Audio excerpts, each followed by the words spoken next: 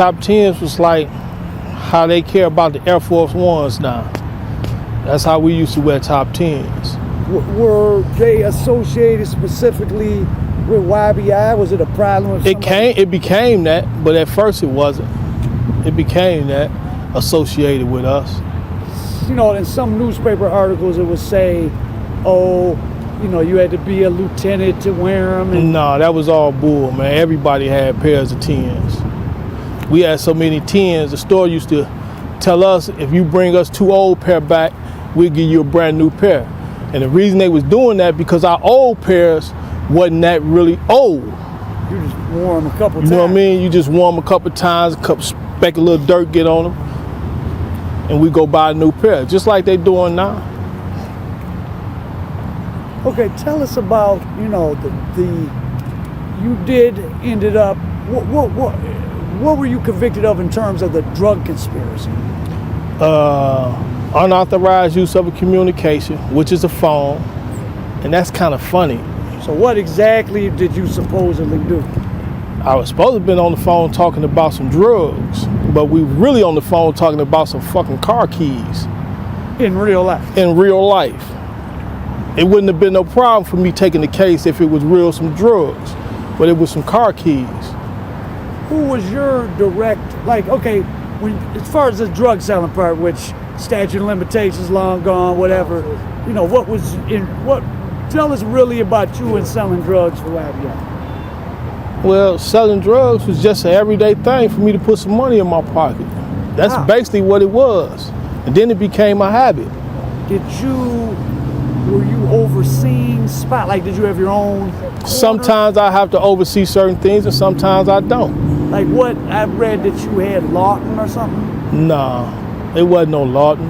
You know what I mean? Didn't nobody have no spots. Everybody was everywhere. Really? Yeah, we went anywhere we wanted to go. If you was with us, you had a spot, I'd come over to your spot. You know, it's a lot of rumors. Like I say, we got a bad name for a lot of things that, you know, we really didn't do. So do you feel like it was just a bunch of guys kind of banding together?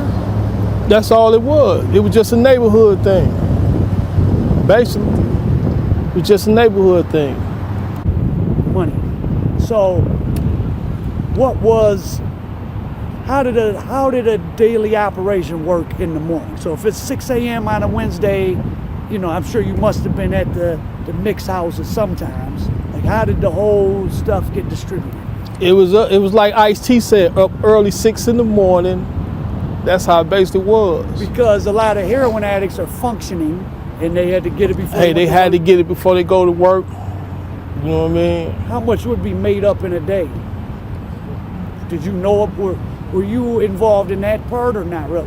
The distribution part, yeah, you know. I help slang that. I help do that, you know. Well, what like amounts of money in a day was going on? Well, sometimes it was 20 a day, sometimes 25 a day, at sometimes 30. Yeah. So, would anyone have known what the total amount of money that quote unquote YBI was making? Not really, because not really. There's different big guys with the bag. Not really. You couldn't really pinpoint it, but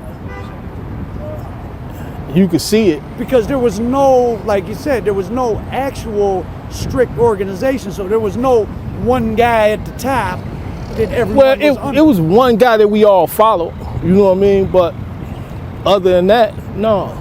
But he wasn't necessarily getting every dollar. There were other people. Well, he might have.